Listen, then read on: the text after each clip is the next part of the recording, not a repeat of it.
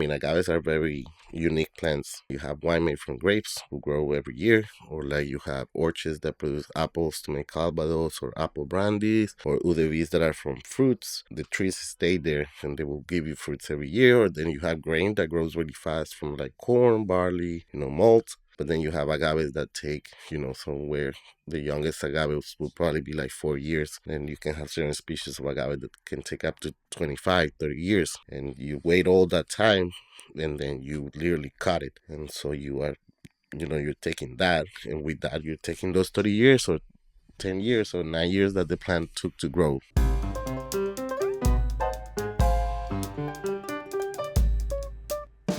Welcome to Modo di Bere, the podcast about local drinks and local sayings. I'm your host, Rose Thomas Bannister.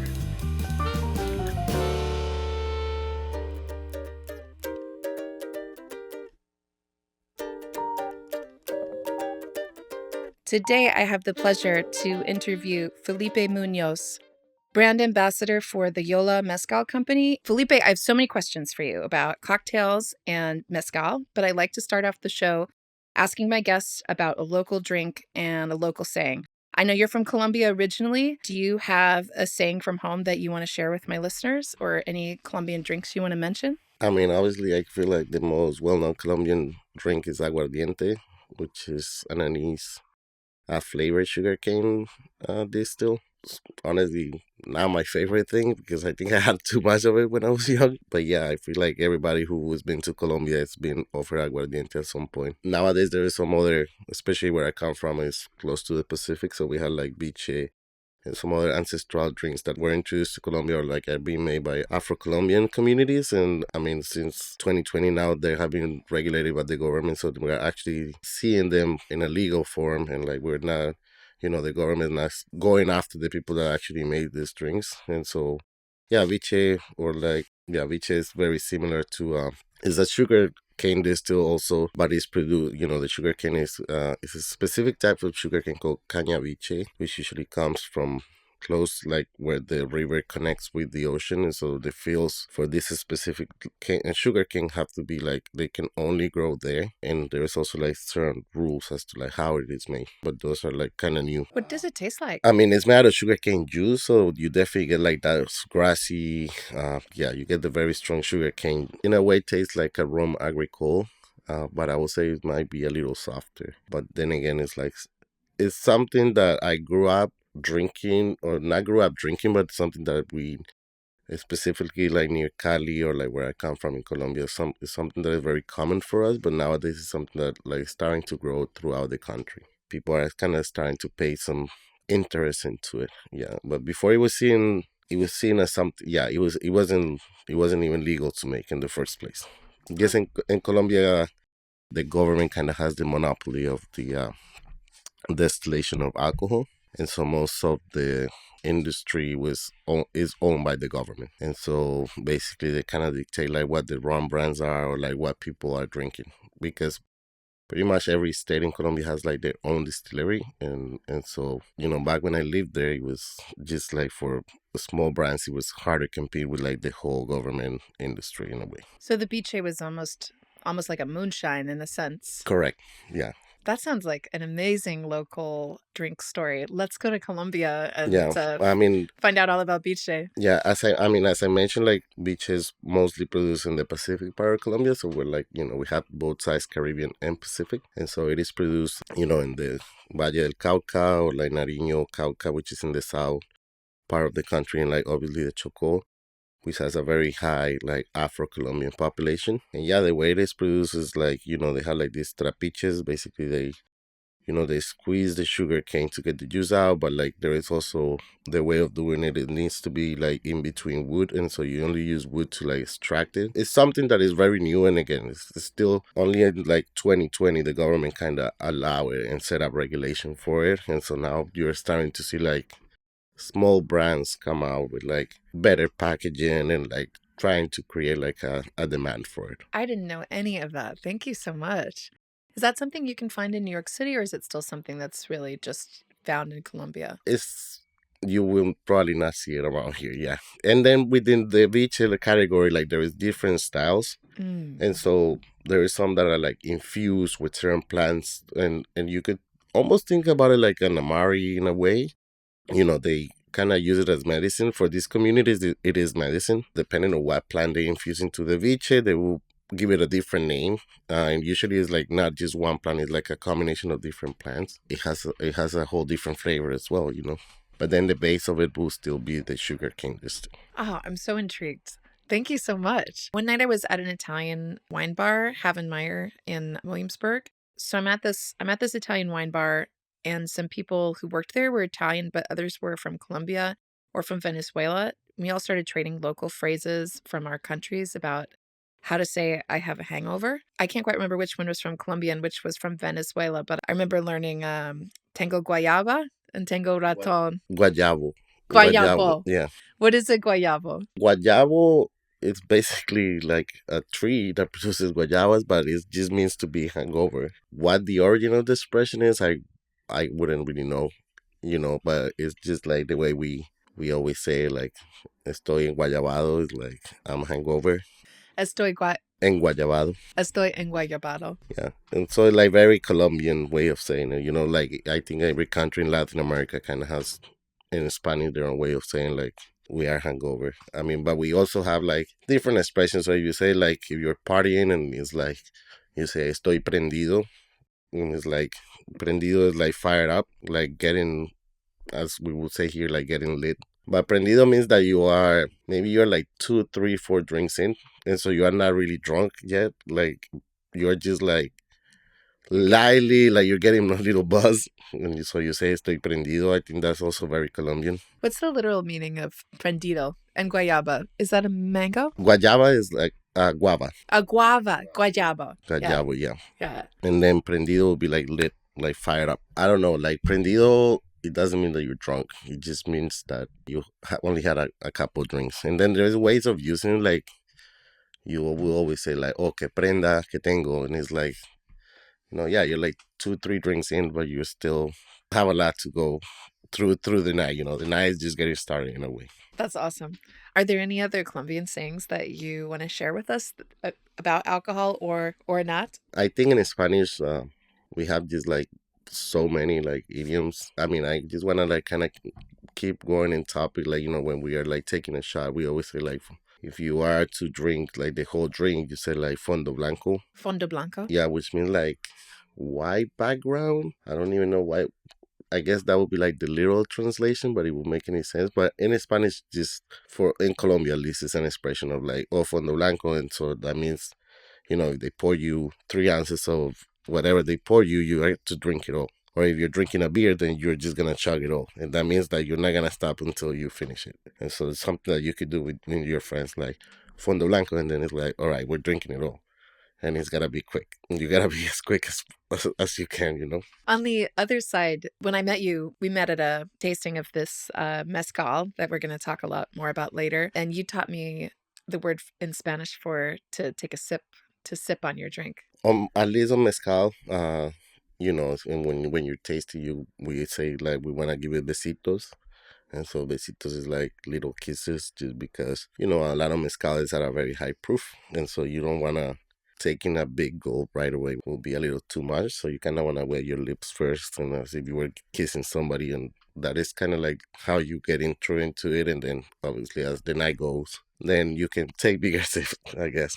So it's like a spectrum from besitos to Yeah, fondo blanco. yeah. From besitos to fondo blanco, yeah. That's wonderful. I'm ready to go party in Colombia and drink some biche. We have all the lingo. That's amazing. Thank you. Felipe, when I met you at a tasting for the Yola Mezcal, Felipe, you were really made the story of mezcal come to life for me. The way you describe the biodiversity of the types of agave and how you talk about all the different locations where mezcal is made. My understanding about mezcal is that it's an agave spirit to which you could apply more the wine term of terroir, something that can only taste the way it tastes because it's grown where it's grown, with all the different factors that have to do with that locality. So, for listeners who might be more familiar with tequila, if you don't mind, could you just start from the beginning for us with the difference between mezcal and tequila? I think what is important to understand itself in like tequila and mezcal production is the agave plant, and so these are plants that take many years to grow mature, and they are grow at a very slow pace. I kind of try to simplify the differences, but basically they are both.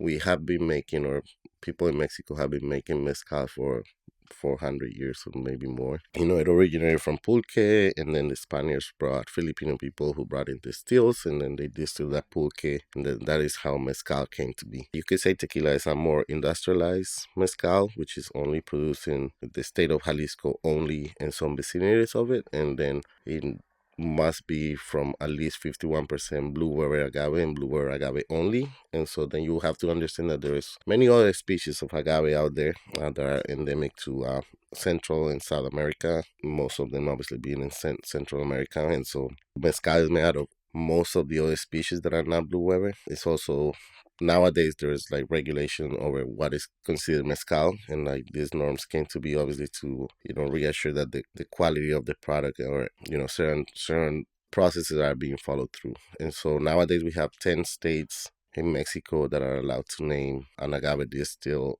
mezcal, as long as they follow certain rules. And obviously these 10 states were chosen because they have certain cultural and historical ties to the agave distillation. I mean, agaves are very unique plants. You have wine made from grapes who grow every year, or like you have orchards that produce apples to make calvados or apple brandies, or udevis that are from fruits. The trees stay there and they will give you fruits every year. Or then you have grain that grows really fast from like corn, barley, malt. But then you have agaves that take, somewhere the youngest agaves will probably be like 4 years. And you can have certain species of agave that can take up to 25, 30 years. And you wait all that time and then you literally cut it. And so you are, you're taking that. And with that, you're taking those 30 years or 10 years or 9 years that the plant took to grow. The flavors really develop in that sense. Like where it comes from is obviously very important. Obviously production methods can also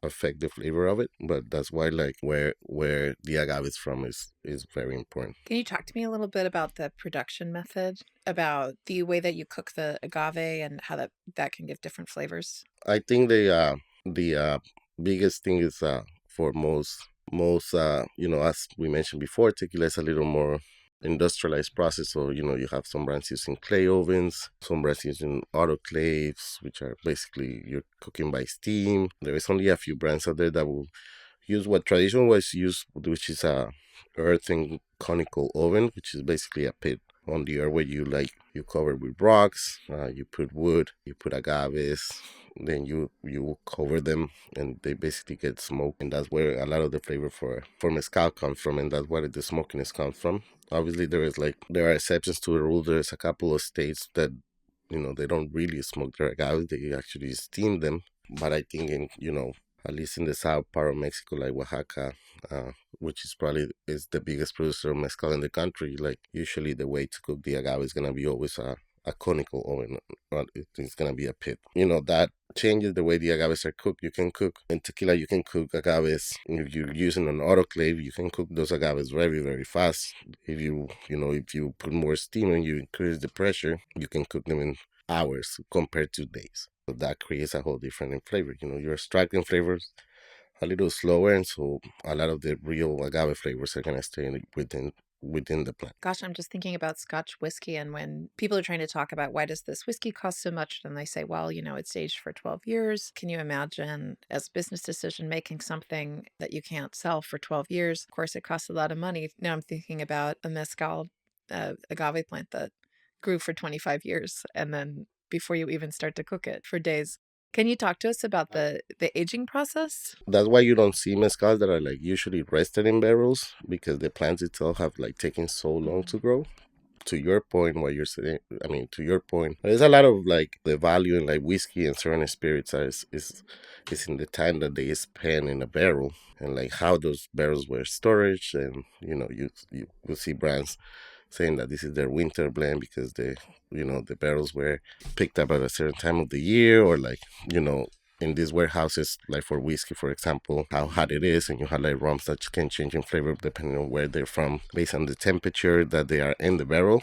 But then for mezcal, it's like it's all about the plant. I define mezcal more of a farmer's spirit than anything else. Really, the hand of the farmer and like the place he comes from is just what's gonna dictate the flavor. And to your point, it's like it's a hard business for them. Like you plan something with the hope that 7 years down the road you're gonna make something out of it, but you don't have anything tangible now. You don't have a liquid. You don't have anything yet, and so as demand grows, there's some challenges that have come down the road because obviously you have to let some of the agaves like they grow the flowers in the middle, which is called the quiote. So you gotta make sure that you let enough of them grow the quiote. There's a demand for certain agaves that only grow in the wild, and like we haven't figured out how to like actually grow them in crops yet. And so, if everybody is drinking, let's say we have the agave jabalí, and if everybody, let's say, is drinking jabalí, and then we create too much demand for it, and we don't let jabalís create the seeds, which is the quiote, then we're probably not gonna have jabalí for the future. And so these are all challenges that production of mezcal, as the demand grows here, especially here in the United States, something people are still trying to figure out. Tell me about Yola Mezcal. That sets it apart. What makes it special? So Yola Mezcal is produced in a single state, Palenque, which is Palenque is the name for basically a distillery, at least in Oaxaca, which means that we only grow oro agaves in our land, which is land that Yola herself inherited from her grandfather, Luis Jimenez, in 2007. Yola herself, she is a native Oaxacan who moved to Mexico City, grew up there. She went to school in Cambridge. She studied philosophy and gender gender politics. She came back to Mexico, and I feel like as many of us who grew up in Latin America and then go somewhere else, we always think of always going back and like seeing like we kind of discovered that there is a lot of greatness of where we're from. And so after she inherited the land, she kind of started bringing this. She went to Mexico City, opened a bar with some friends called La Clandestina, which is a mezcaleria, which back then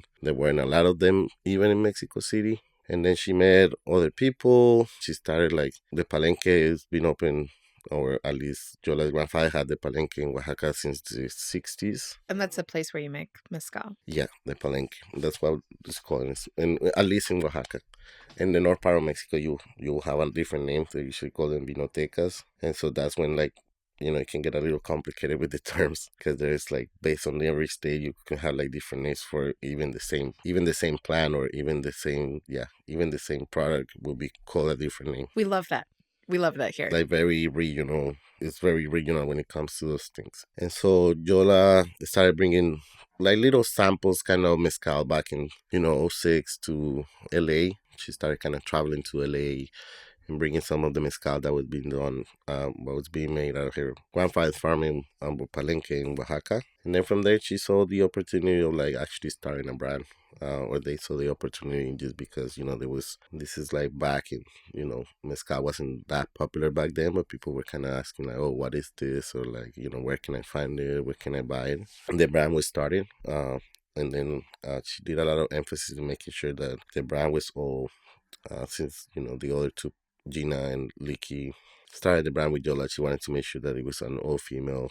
I feel for Yola it was very important that to make sure that the brand gave opportunities for females down in Oaxaca, and she kind of made sure that females had control over the brand, she being a female herself, of course. And so 85% of the workforce of Yola Mezcal is females. We have a maestra mezcalera who is the daughter of our original maestro mezcalero. So our maestra mezcalera is Guadalupe Bautista. Javier, her father, still works for us in a way. It's just a labor of love, all mezcal is.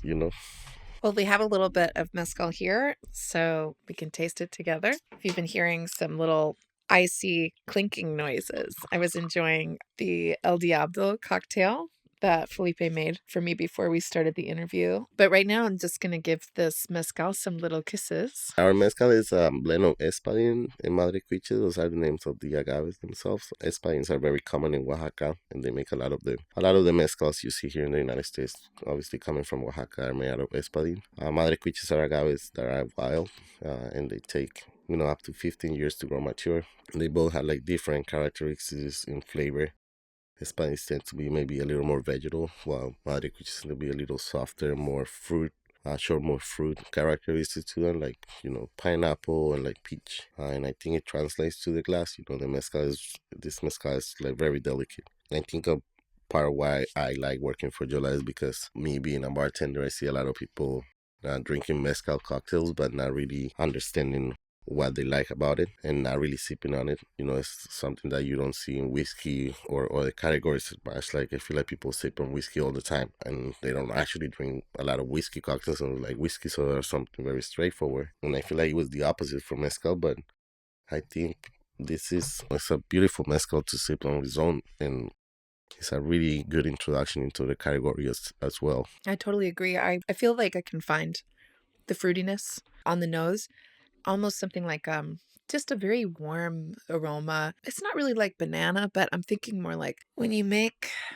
really nice banana bread and you put some butter and like some brown sugar on top. I mean, I'm making it sound sweeter. It's not a sweet drink, but do you know what I mean about the aroma? Are there other aromas that you find or that you? As it is a natural product, it can always change batch to batch and going back to the plant itself. And so, I mean, what I typically find in it is, again, I do find those tropical flavors you're describing, and to me, like roasted fruit characteristics more than maybe like leather or smoke. I don't find that like maybe you will find in some other mezcals. But I also find it maybe a little like peppercorn, sage in a way, like this very aromatic, at least at the end, which I really enjoy. Yeah, I think it's just a well balanced mezcal. Yeah, I find the bruised fruit more on the nose, like maybe kind of like a bruised pear. When you think about the brown spots on a really nice pear, that just tastes great. I get more of the kind of grassy herbal notes when it's in my mouth, and I get that really fresh green, bright, almost wild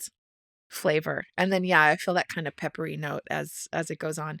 And I will say that it is really sippable, and that's just a huge compliment for something, that for spirits, I didn't put any water or anything. It's really in well balance as far as the alcohol and just the smoothness of it. Like I'm just drinking it here in my glass with nothing at all, and it's quite a testament to the quality. This comes out of this still at this proof, which mezcal usually is higher proof than most spirits, so this is 90 proof. And you find like mezcals out there that are gonna be like way higher proof than that, like 52, 50, I mean 104, I'm sorry. Yeah, the flavors are definitely, it's just definitely like a very, very unique taste profile for the mezcal. I would say that even though I think it's very versatile because, while I'm really enjoying sipping it on its own, it's not something that's like so precious that, oh my God, you can't mix it. We made this El Diablo cocktail with it, for instance, and it's not at Absolutely. it's at a good price point, I think, in the market where you could go either way. You could have it as something to sip on for people who like to do that. But if you want to mix it, it's not so precious. You go ahead, mix it, enjoy it, right? I think what is important also, like,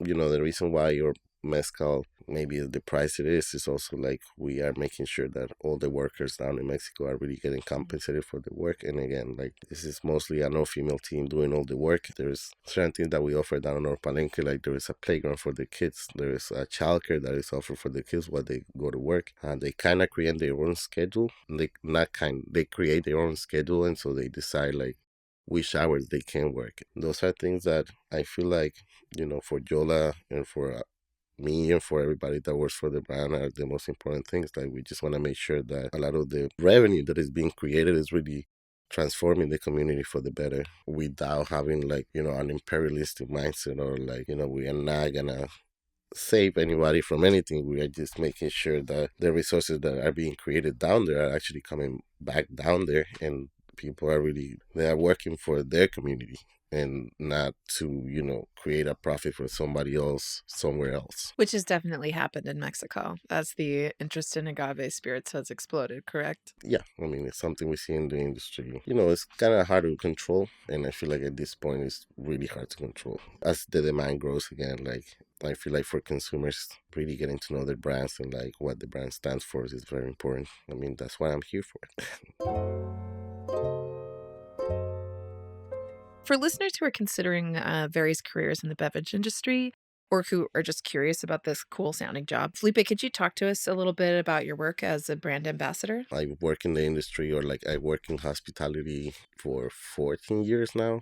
And I feel like being a bartender, part of how I started, and like, or how I started seeing bartending as a career was my interest in showing the work of the people who make the spirits. And that's kind of what really intrigued me about it. Like from amari to vodka to gin, like whiskey, there is a lot of effort that go into it. And like, I was one time at the bar, and one of my mentors told me, like, I remember I was very tired, and I made a comment about something, and then he said to me, "Well, you know how tired you are? Like the same way you're tired, like the people who made this are very tired." Back then, I didn't have a lot of knowledge, and so he was like, "And this is why you should know, because you are the last chance they have to tell their story." We go to the bar to have fun, obviously, and like it's not for everybody. Not everybody cares to hear the stories of these people, but for the people that care, like you should, as a bartender, like you should know a little bit about it, or like you should be able to educate.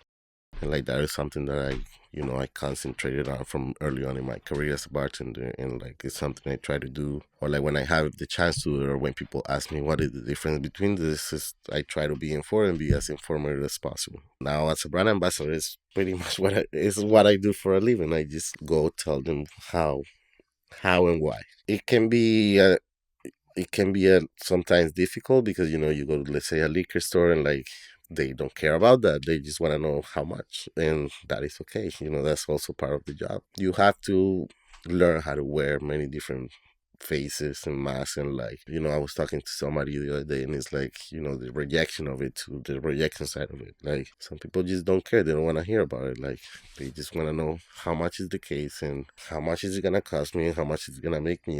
And that is when the consumer is important, because if they have more people demanding good products and brands that they feel strongly about, those liquor store owners will also have to change the way they see the spirits. It goes to a lot of industries. Not the more the consumers are informed, it will be better for everybody, I guess. So my own background, I actually started out in cocktails before I got into wine. It was a super fun, creative life. And I wonder what advice you have for our listeners who might just be getting started with making cocktails or wanting to learn more about making cocktails. What's the best way to start learning? What's your best advice? Using good quality products is like the most important thing. If you use a terrible gin, most likely you're gonna make a terrible martini. With that being said, like knowing what you like is very important. Like what flavors you prefer, that is very important. Trying to use fresh ingredients at home instead of, let's say, buying the pasteurized lime juice. You can try to like squeeze your own lime juice. Simple things like that at home will just make a world of difference between a not so good cocktail and a great cocktail. If you have lime juice that is from, maybe you squeeze today, but you're gonna use it 5 days from now, then obviously your quality of your margarita is not gonna be good. But if you squeeze it to order, then you're gonna make probably a way better margarita than even many bars. I feel like quality when it comes to citrus, just trying to have it fresh. I love home bartending. I feel like it is true that there's certain things that you can do, even just the ice that you have in your fridge, as long as it's not too old and getting different freezer flavors from whatever else you have in there. There's a lot of stuff that people have just in their kitchen that you can make some really good. I remember just finding some advice somewhere to, if there's a cocktail that you like, or just pick a cocktail and just buy the ingredients for that cocktail. Like build your ingredients that way. What do you think about that? About just kind of getting started, so where to start? I think understanding flavor is like the key to being like a great bartender. One of the faces you have to wear to be a great bartender. And like you can take a cocktail as simple as a Negroni, and then like if you substitute your red bitter, or you substitute your vermouth, or you substitute your gin, you can have thousands of options just for the one cocktail. Or you can take a cocktail as simple as a daiquiri, which is going to be rum, lime, and sugar. But if you change drums, then it's gonna taste completely different. Understanding the flavor, what makes it unique, what makes it different is very important. Though I think I would say that it's more in a professional setting. I think for the home bartender, again, like to me, having quality ingredients is just gonna make you a quality drink. Understanding like why you shake a cocktail or why you stir it, and like little things like that can just make a world of a difference. Why do you shake versus stir? What's the science behind it? So the science behind it obviously is dilution first, and so you're diluting at a different rate, but you're also adding oxygen in your shaker, and so the motion is just adding oxygen. And so as a rule of thumb, you typically would shake anything that has some kind of juice or eggs or milk or cream or something that needs a little like it needs that the motion of shaking for the ingredients to actually incorporate.